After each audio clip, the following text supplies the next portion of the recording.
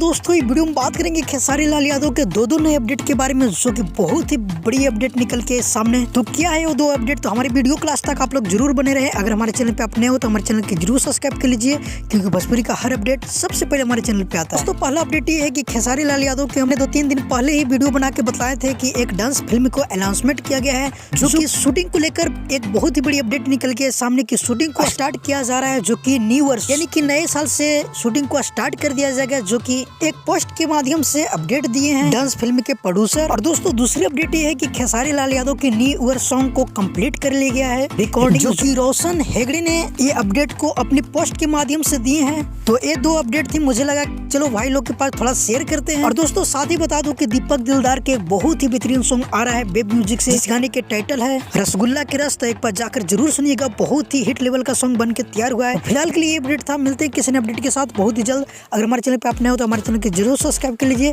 क्योंकि भोजपुरी का हर अपडेट सबसे पहले हमारे चैनल पे आता है। जब तक लिए जय हिंद, जय भोजपुरी।